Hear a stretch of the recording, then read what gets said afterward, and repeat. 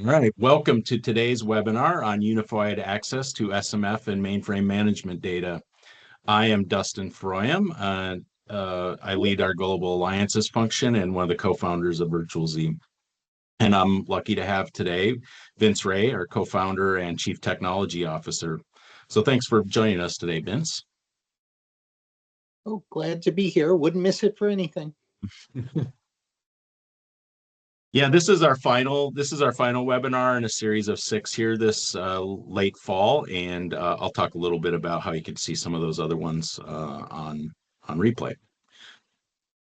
But today we're gonna review some of the challenges around unified access to mainframe management data, how we can help facilitate the access and improve the efficiency and give you a single pane of glass and even some storage solutions around this type of data. And then we'll have time for Q&A and we'll conclude things. Just a couple housekeeping notes. This is being recorded, so it'll be available for replay on our YouTube channel, like I said. And then if you have questions along the way, we encourage those. Please use the chat as we proceed. All right, so let's talk about a few of the challenges with mainframe management data access. So today, we have a lot of isolation of the data across platforms that prevents getting a single view and an analysis of this data. We have our mainframes that have their management and oversight platforms, and then, the rest of our environments usually have another, platform that they use, such as Splunk or Azure Monitor, Dynatrace. You name the platform. So that creates a big challenge, and I think most firms would love to have a single pane of glass to view this data. Because of this split, that can lead to inefficiency in decision making or viewing because you're monitoring two different systems, two different platforms. And so that can be a big challenge. And then if you want to merge the data together, that tends to be somewhat manual or very manual in many cases to bring those data sources together. And that can lead to discrepancies and inaccuracies, and then obviously bad decision making. And then it can be costly as well, right? You're maintaining two different platforms, the licensing around those, all the things that go into the manual integration methods. And then you have legacy storage costs as well. And that leads to some lack of agility in that space. So Vince, I'm gonna talk a little bit about one of probably the highest order use case we have here and kind of pick your brain around this. But this is around streaming real-time management data, such as SMF data, DB2 logs, console messages, anything that comes out of the mainframe around this space. And so, the currency of that data is extremely important, and getting that to be near real time. How do we get that in an automated way, in a simple way, and then integrate that into other platforms so we can get that single pane of glass? So Vince, can you talk a little bit about how we go about this and what the capabilities we have in this space are? Yeah, I'm happy to. And, as you see in the diagram, the core technology here is our PropelZ product. And, often we think of PropelZ as an ETL solution. So, read a mainframe file and store it in a database or something like that. But it turns out it's actually much more capable than that. So, one of the examples we can talk about is, we've developed a real-time SMF listener that receives copies of SMF records as they're being produced. So it's real time. It's not let them get written to an SMF data set and then, I don't know, minutes, hours, days later, we read them. It's actually in line with the record being written. And what we can do with that is, instead of running our PropelZ product with the input being a file of some sort, we have a way that we can just pipe those SMF records directly into PropelZ as they occur in real time.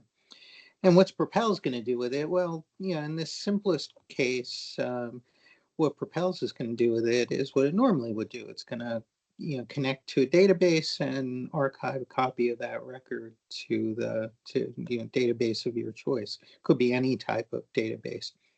We'll get into a more advanced scenario in a minute or two where the output isn't a database. It's a product like Splunk or whatever you want to use on the other side of that. But it is real time, and honestly, I mean, we're talking about all sorts of cool things.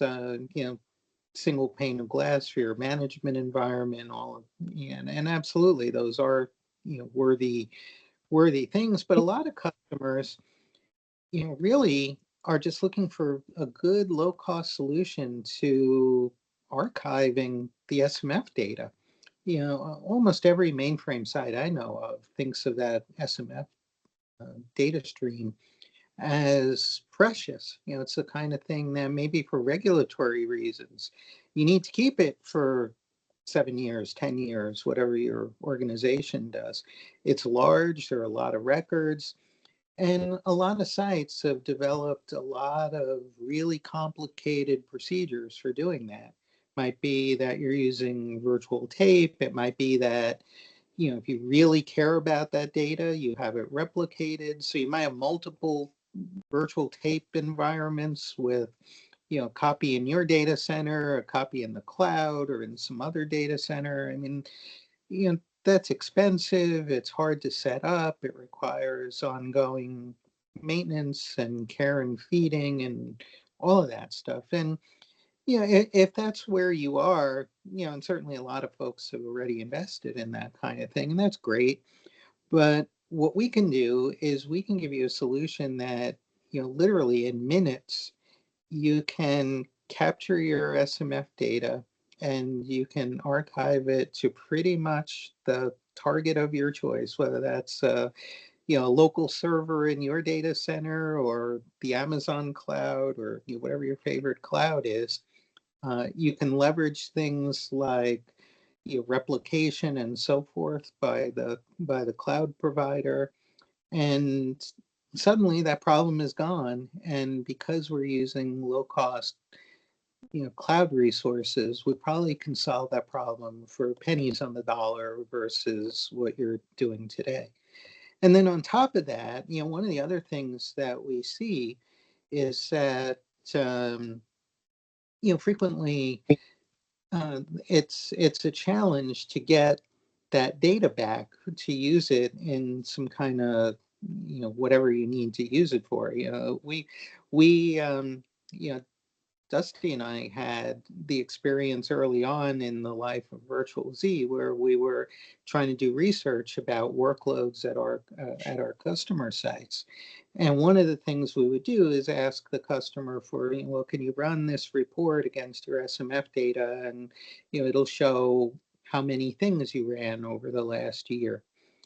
And and that's an obvious thing to do, but a lot of customers really struggle to put their hands on specifically the type of data that they need. I mean, they have it. It's just it might be scattered. It might be on many different tapes. It might be in different places depending on what LPAR you were in at the time. So to bring that together into a nice consistent view takes a lot of work. And frankly, I used to feel sorry for the customers that we asked for this data. With our solution here, we can execute a query. Give me all of the SMF records from all of my systems from this date range to this date range. And literally in a couple of seconds, we start to get that data returned to us. So it opens the door to a lot of analytics. Even if all you're doing with it is solving this problem I'm describing of storing the data less expensively and in a more accessible way. So I think it just starts there. Of course, as I mentioned, the output of PropelZ doesn't really have to be a database, the way I'm describing. It can also be things like a program. So, we can, and, we have an example of this. We're kind of in of producing a little video demo of this, but we have an example where the management data instead of SMF data are console messages. And what we do is take them through PropelZ, output them in a JSON format, and then publish that data through an API that's provided by one of the open source log aggregation tools. So we can go back with that and look at a consolidated view of system logs, not even just from my mainframe, but my mainframe, my Linux systems, my Windows systems.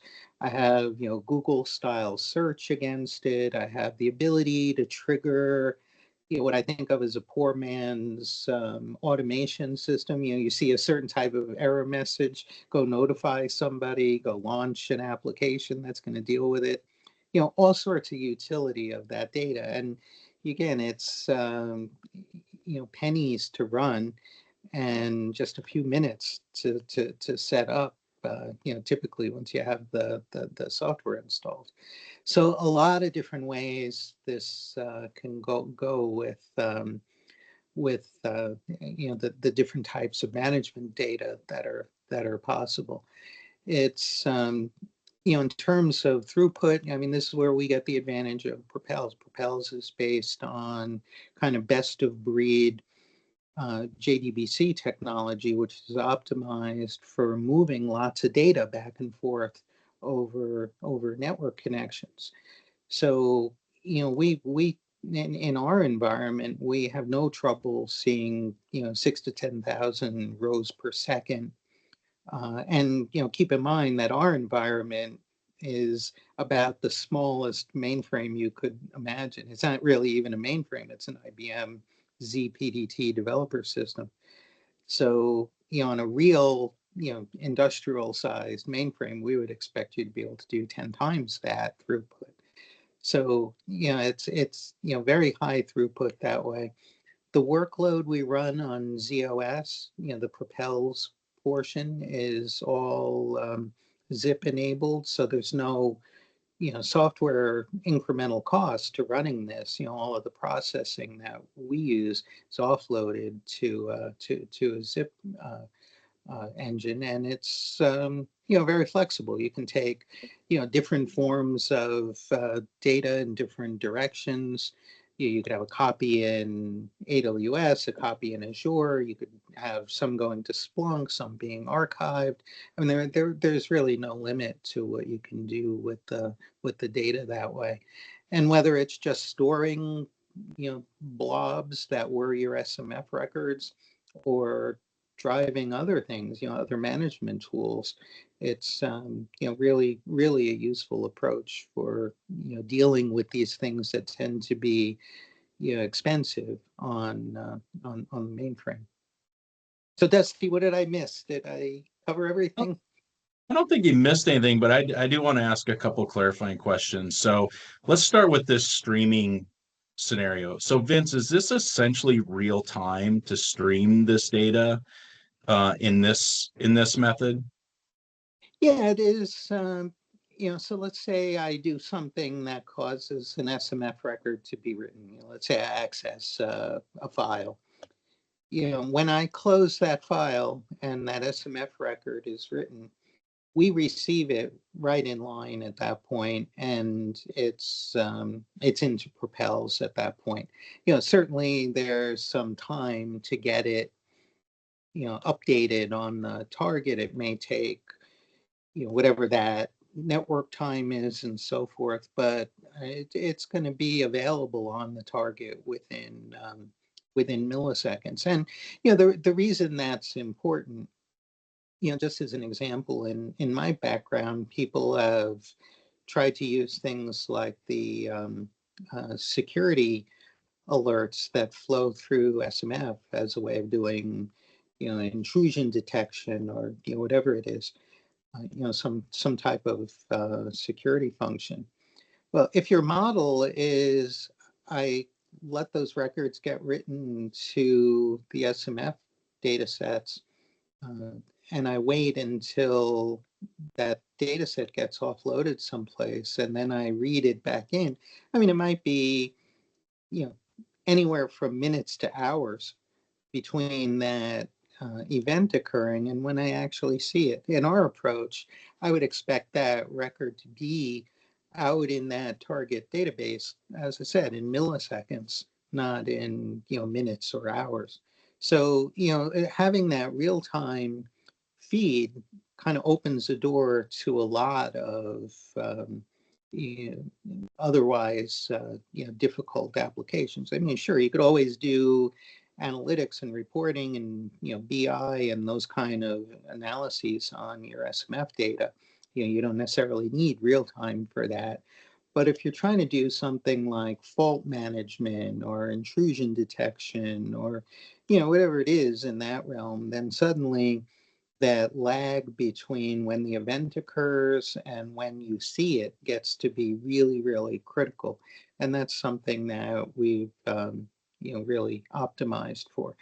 I should mention also that it's also possible to filter the management stream. So in other words, I might write those SMF security events that we're talking about and handle them very differently. Maybe those go directly into Splunk.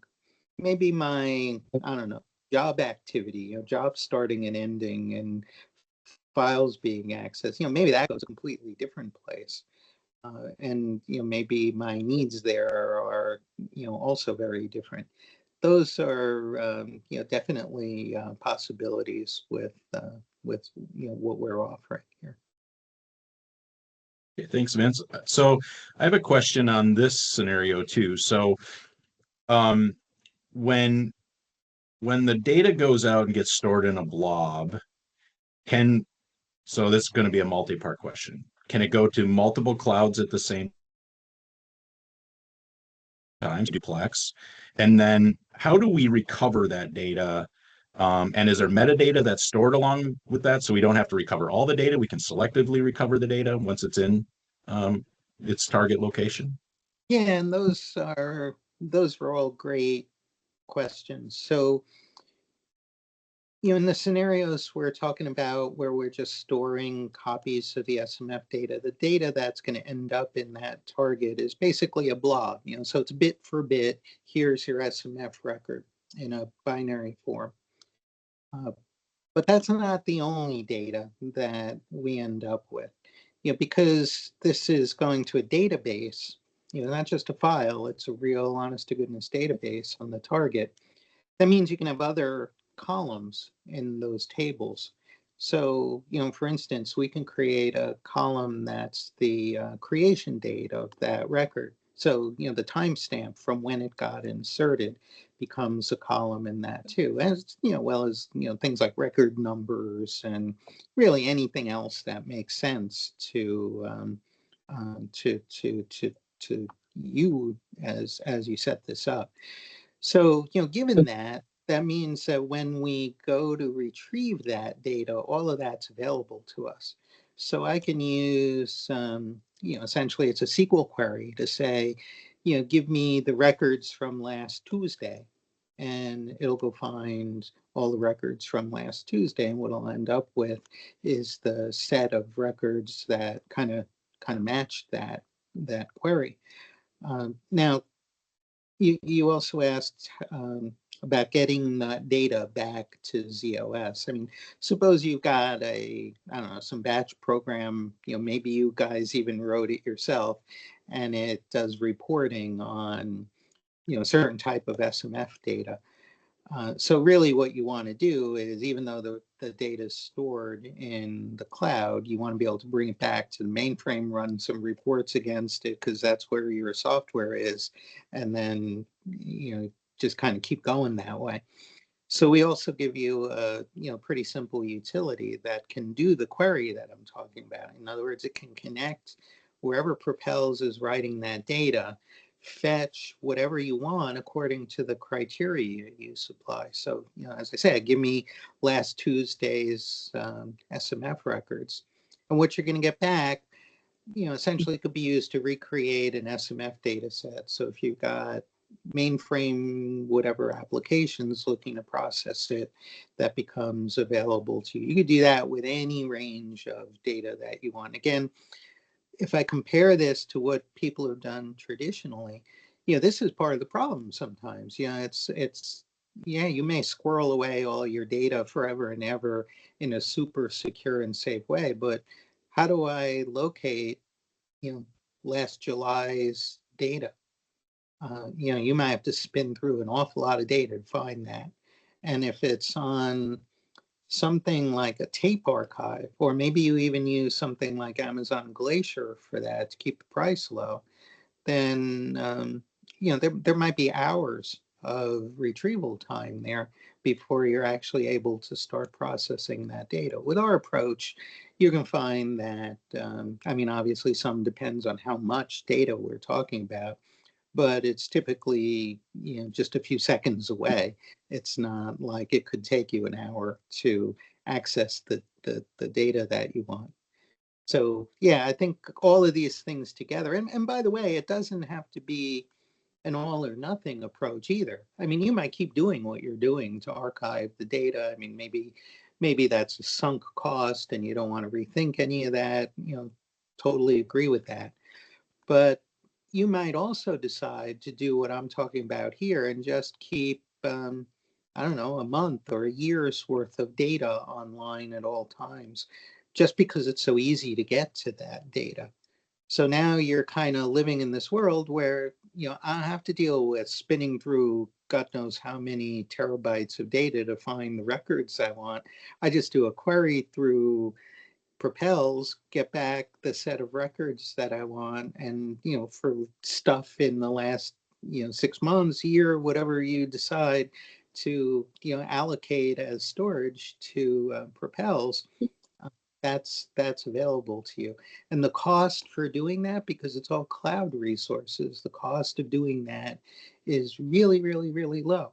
That database that's in the cloud doesn't really have to be a big, super expensive, gazillion MIPS, because it's not really processing interactive transactions. It's just storing data. It might need a lot of storage, but it's a relatively low cost thing to run, especially when you compare it to the alternatives. So yeah, I think a lot of that is kind of, in my mind, it just makes a lot of things practical that are a pain in the neck to do today. And I think that will empower a lot of folks to, just go out there and, do some of these things that you probably wanted to do, but it's just, too annoying to get to the data that you want. Okay, thanks, Vince. I'm just going to make I have a couple submitted questions around PropelZ, and I'll save those for the Q&A piece. So let me just talk a little bit about the pricing here. So not only is it zip eligible, right, which is going to bring down some of your costs for that data extract, and then bringing that into other platforms. But the license itself is just $50,000 per year to PropelZ, and that includes this functionality. We have other use patterns that go along with PropelZ as well. Again, still just the 50,000, and that's for the entire enterprise. So there's no limits on the amount of data, the number of installs, anything like that. It is literally $50,000 per year, including all these other use cases as well. So Vince, I'm gonna ask you about our other product because it does kind of play into the storage piece of it. But this is a broader storage story, but it certainly could include any of your mainframe data. So Vince, could you just talk briefly about Zach and how that could kind of play into the storage piece Yeah, of well, mainframe data? the story we've talked about so far is kind of specific to management data. Our ZAC product is basically cloud enablement for really any mainframe data. So, the way this works is we use non-mainframe storage. And when I say that, I mean either cloud or things like on-prem, iSCSI devices, or, SAN, or, whatever it is. So, it could be data that's, 10 feet away from your mainframe. It could be something that's in the cloud. And what we do with that storage is we make it appear to be virtual disks to the ZOS system, or actually virtual tape or virtual disk. So what that means is that I can have what looks to my mainframe applications all the world like a online virtual disk. I can do I/O to it with no change, no awareness at all that what backs that storage isn't, a physical disk. It's, maybe something in my SAN, maybe something in, Amazon S3, or, as we were talking about duplexing, maybe both at the same time. So, what we've described with the Propel solution is specific to, one type of data. So we're talking SMF records, console messages, log files from different applications like Kix or DB2. But Zach, it could be anything. If I wanted to take an application's vSAM file and host it in the cloud, I could do that. If I have I don't know, a test environment, and instead of using expensive disk for that, I want to use cloud disk for that, I can do that too. If I have a sudden need for storage, if I need 100 terabytes tomorrow morning, I can set up 100 terabytes in just a couple of minutes, have it online to my ZOS system, use it for whatever I want. And probably just as importantly, if I only need it for a week, I can take that all down with a couple of commands, and it's all gone. I only pay for what I'm using for the time I need it. And again, a wide range of capabilities are possible here. If you got reasonable local network and kind of high-end investments in SAN fabric and all of that stuff, you might find that going to that iSCSI disk volume that sits right in your data center might be just as fast as going to mainframe disk. Uh, you know, Cloud can approach that. Again, a lot that just depends on how much bandwidth you have and all of that kind of stuff. But we do quite a bit in the technology to guarantee that the solution we provide is eminently usable, even if it's relatively slow. You know, Cloud storage behind it. We do, just as an example of that, we do journaling of all of the writes. If you have an application that writes to a vSAM file, let's say, on a ZAC virtual disk, what we do is we create a journal of all of those writes on ZOS using things like System Logger and the coupling facility, and all the same things that let's say DB2 would do with its data. And as soon as that data is journaled locally on the mainframe, we can let your program keep running. We can say, okay, your I/O is done, because we know that we've hardened a copy of your records in a place where they can't be lost. So, that kind of tool allows us to not just be much faster, but also gives us a degree of fault tolerance. If the network connection to Amazon, let's say, breaks for a second or two while you're writing to a file, our journal takes care of that. It doesn't have to be that we go end to end all the way to the cloud and back before we can consider an I/O complete. As long as we have that journal, we know that we can eventually catch that up, even if there's a brief outage there. So it helps in a lot of ways. It's a performance help. It's availability. It's fault tolerance. It's many things come into play. And again, in our philosophy is we let you decide whether it's worthwhile to do that. Maybe you don't really care too much about that. Maybe it's a low priority workload, and you don't want to devote those kind of resources to Zach. You can do that too. So it's very, very flexible that way. Any kind of layout that you could imagine with cloud providers, local storage, it all can be accommodated there. And I guess just to sum it up, the way I like to uh, explain this is that these are techniques that IT folks have been using for a long time on Windows and in Linux and all sorts of other server platforms. Mainframes never participated in that, largely because mainframe I/O is so different than what you see on other systems.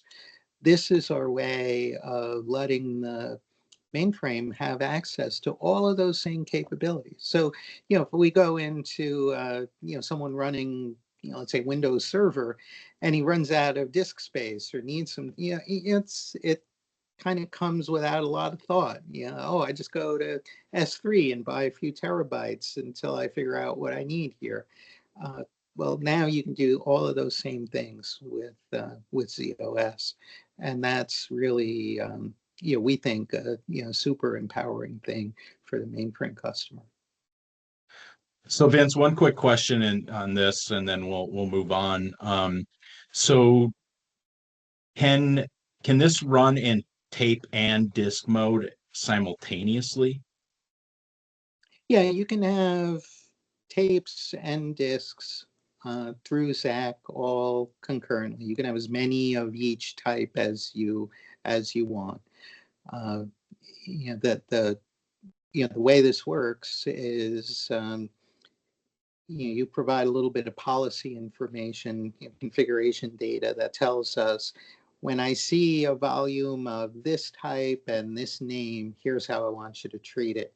And that's how it gets mapped to whatever it is, S3 or the local SAN or whatever it happens to be.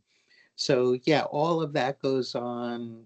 Really, it's device by device. So while one application is reading and writing a disk that's maybe got some VSAM on it or whatever it happens to have on it, another application can be reading and writing, let's say a tape volume that's also being emulated by ZAC. So yeah, very. The only real limit is the number of devices you can have online in your ZOS system concurrently. Okay. And so no code on the SAN or the cloud side. It's all driver based on the ZOS side, which allows for kind of that duplexing and multiplexing architecture. Yeah, and that's a really key point. And not only is it kind of zero code on the cloud side, it's also an open interface. If let's say you're a customer and you believe in, I don't know, Dropbox as your standard for cloud storage, uh, can absolutely create a driver that talks to Dropbox using the protocol we have. And more than that is, you don't even need us to do that. You can anybody can take our specification for the driver and then adapt it to whatever cloud environment they want. So really, the sky's the limit in terms of what you can have out there. Where you get into things like duplexing, that's really simple. That's just a driver that takes a request and goes to two different places. So it's get the IO request and launch the Azure driver and the S3 driver together. That's all that duplexing is. So duplexing works with even these custom drivers that you might have as well. So yeah, I think that's a significant difference in what we've done. It's not closed and proprietary on the cloud support side. It's really whatever customers want, and certainly we're happy to do them. But for whatever reason, if let's say Microsoft wanted to do their own, they're free to do their own. it just plugs right into our structure that way. So, and it's a pretty simple structure. It's not like it takes years to develop these things. It takes, I don't know, weeks maybe for a professional engineer to support pretty much whatever he wants to support. Okay. Thanks, Vince. So just to review some of the benefits of this, right? You have an enhanced visibility, right? We can consolidate this data for, single views, either, in data lakes or through your observability platform, and it really streamlines the process. Improved decision making. Again, this is, if you're streaming it, it's essentially real time. So, not only is that single pane of view just consolidated data, it is very current in that aspect.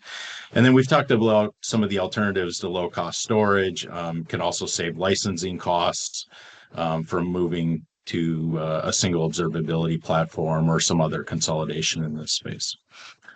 So Vince, we have a little, we're a little over, but I did have a couple questions that came out ahead of time. And so this first one is really around some of the simplicity and time to value with PropelZ. And I know this came up with another customer, a little different context, but they kept asking us, right? Well, how long would it take you to, set up PropelZ, ingest the source data and get it out to the target? And it was kind of a really interesting conversation, because in their manual processes, they literally wait weeks when they have a new data source to get it out.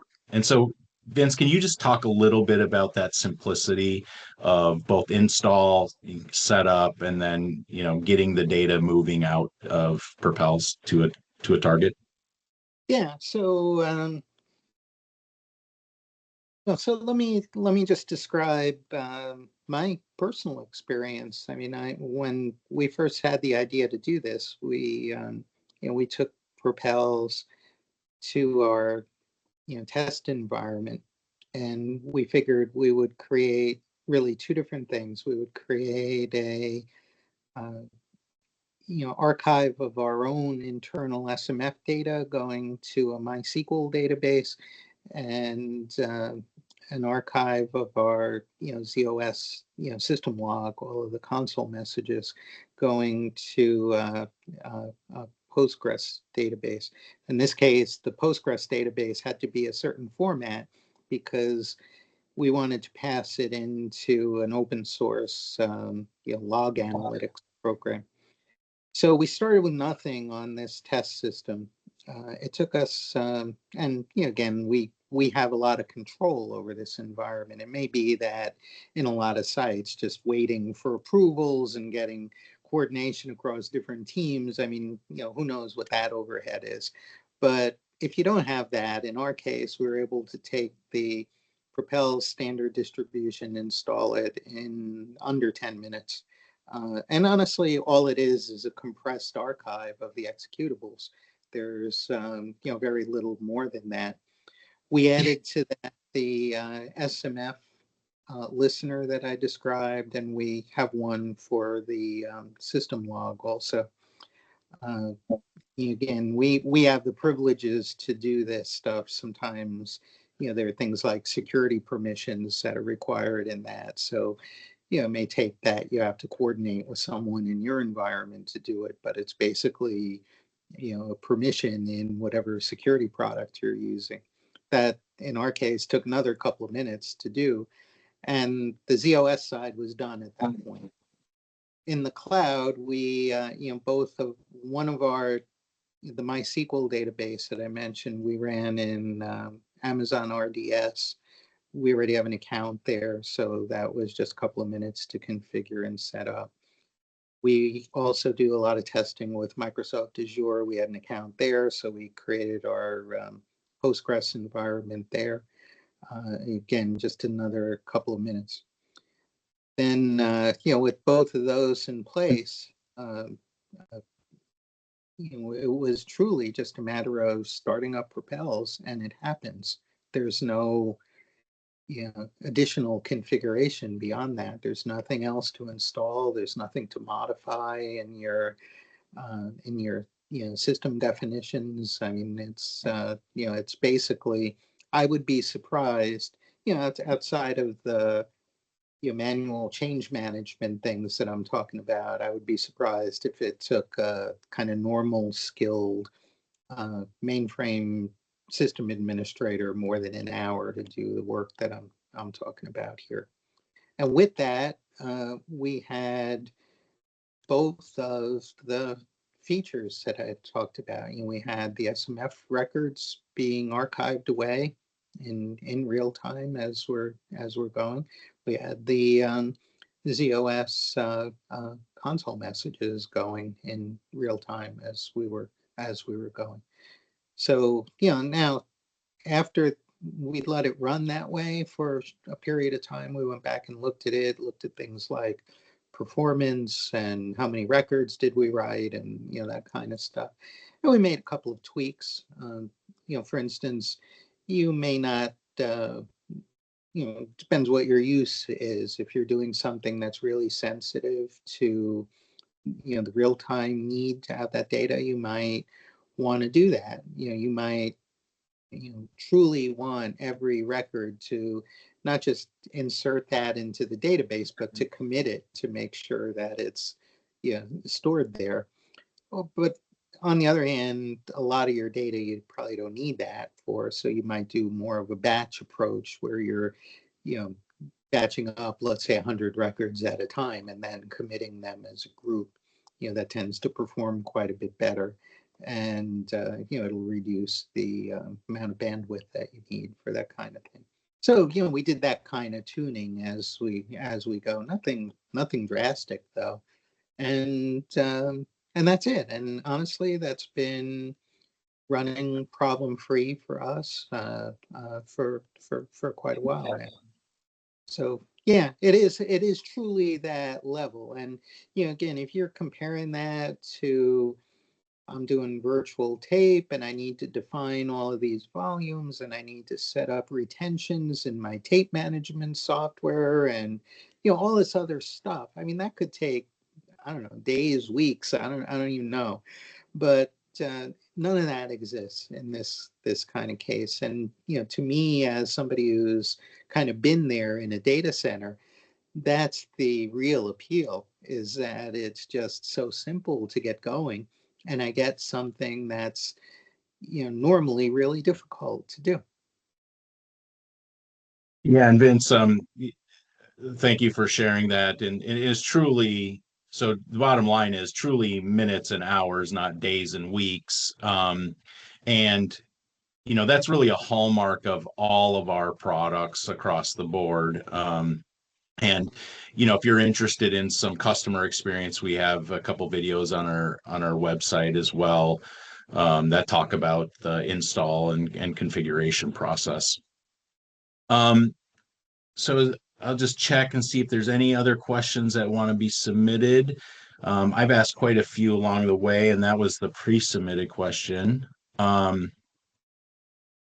Doesn't look like we have any other questions. So I guess with that, since we're a little over time, I will wrap us up. I'll just mention that this is the last in this series of webinars. We'll have a new series in starting in the winter, spring here, starting in January right away. But we dive into a number of different use cases, some of which we touched upon here, but they go into much greater depth around some of the things that we support. And then, like I said, there'll be a net new set of webinars here starting in January into some other topics. And then, we have a really robust roadmap here too. So we'd really encourage you to reach out to us if there are if you have particular problems or challenges you'd like for us to think about in our roadmap. And you can just email us at hello@virtualzcomputing.com. And then if We have tons of other resources, blogs, demos on demand. Of course, you can try our products. We're pretty active in doing our webinars and attending industry events, so we'd love to meet you. And of course, we're always open to one-on-one briefings as well. So with that, thank you for joining us today and in this last webinar of this series, and have a great end of your year.